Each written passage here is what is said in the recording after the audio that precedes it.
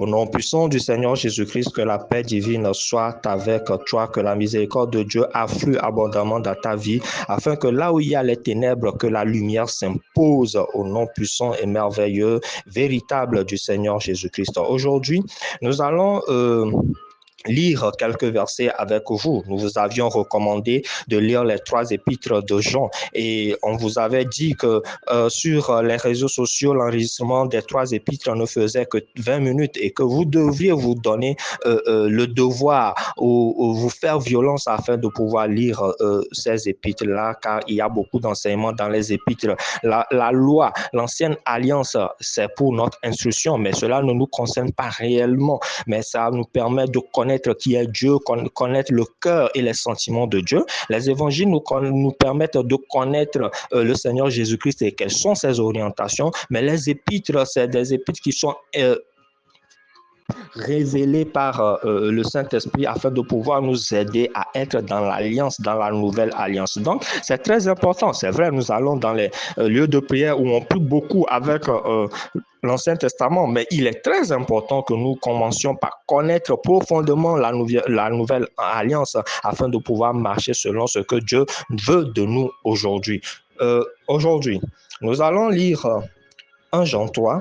Normalement, nous devrions lire du verset 18 au verset 24, mais il plaît au Seigneur que nous commencions par le verset 11. Alors, rapidement, nous allons lire 1 Jean 3 à partir du verset 11. Il est écrit au verset 11, « Car ce qui vous a été annoncé, ce que vous avez entendu dès le commencement, c'est que nous devons nous aimer les uns les autres. » Vous vous rappelez de ce commandement? C'est le commandement du Seigneur Jésus-Christ lorsqu'on lui a demandé quel est le plus grand commandement. Il a dit, tu aimeras Dieu, le Seigneur Dieu, de toute ton âme, de tout ton cœur, de toute ta pensée. Et tu aimeras aussi ton prochain. C'est la base de la nouvelle alliance.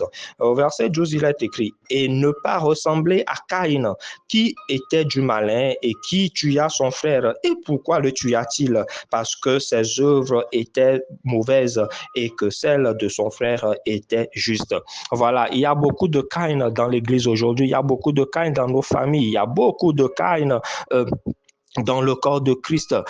Comment on les reconnaît? C'est des gens qui ont peut-être, je vous donne un exemple, quelqu'un qui a peut-être plus de moyens que vous, et lorsque vous n'en avez pas assez, mais que vous aidez des gens, cela lui fait mal parce que lui, il n'aide pas les gens. Et c'est comme si vous venez exposer maintenant que lui, il ne le fait pas. Donc, à cause de ça, la personne vous prendra en aversion et cherchera à vous faire du mal.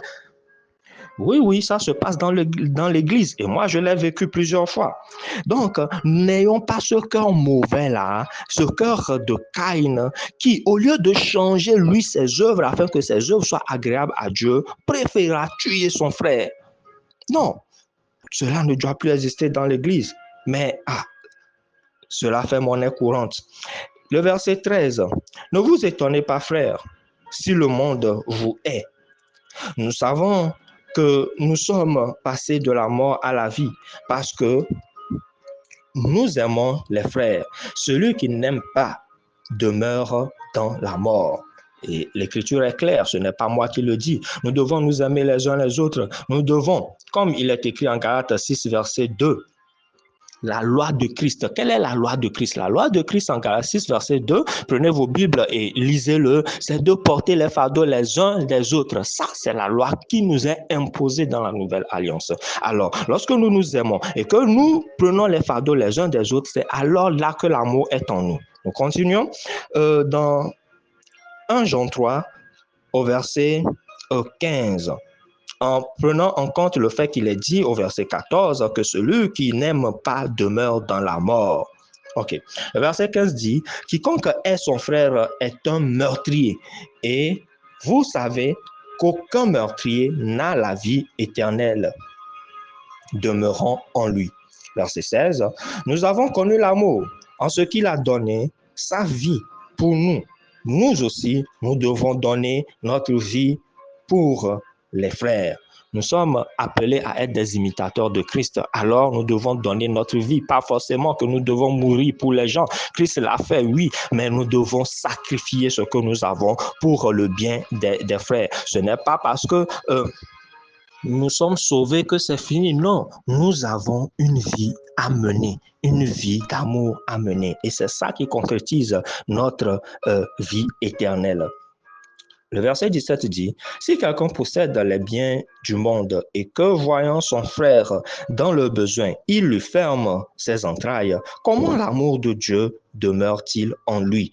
Petits enfants, n'aimons pas en parole et avec la langue, mais en action et avec vérité. C'est sans commentaire. Je relis. Petits enfants, n'aimons pas en parole et avec la langue, mais en action et avec vérité. Ce n'est pas de dire non, moi j'aime Dieu, oh j'aime les frères, je suis dans l'église, je suis dans la chorale, oh alléluia, alléluia. Non, Dieu vous mettra à l'épreuve pour voir si réellement vous aimez les autres. Mais si vraiment vous mettez vos efforts à pouvoir aider d'autres personnes, peut-être dans des domaines par rapport à leur santé, par rapport à leur mariage, par rapport à leurs finances, et que vous le faites, c'est alors que l'amour de Dieu demeure en vous et vous êtes en train de respecter la loi de Christ et cela sera votre couronne à vous et à votre postérité. Verset 19. Par là, nous connaîtrons que nous sommes de la vérité et nous rassurerons nos cœurs devant lui. Il est très important de rassurer nos cœurs devant Dieu et devant son Fils. Verset 20 dit quoi? Car si notre cœur nous condamne, Dieu est plus grand que notre cœur et il connaît toutes choses. Voilà, c'est le verset que nous voudrions expliquer, mais que nous avons déjà fait. Mais le Seigneur nous a demandé de commencer à partir du verset 11 afin que les gens soient dans le bain. Nous relisons. Car si notre cœur nous condamne, le cœur qui est en vous, le cœur qui vous appartient, si celui qui est le témoin intérieur en vous vous condamne, l'Écriture dit que Dieu est plus grand que ce témoin intérieur-là qui est en vous.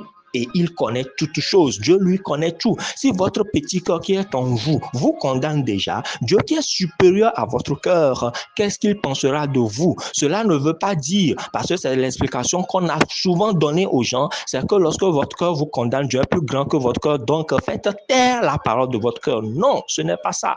Ce qui est écrit ici et que nous devons comprendre, c'est que le cœur nous appartient. Et si lui qui est en nous déjà nous condamne, qu'en est-il de celui qui connaît toutes choses? Nous l'avons déjà expliqué, donc nous n'allons pas traîner là-dessus. Lisons le verset 21.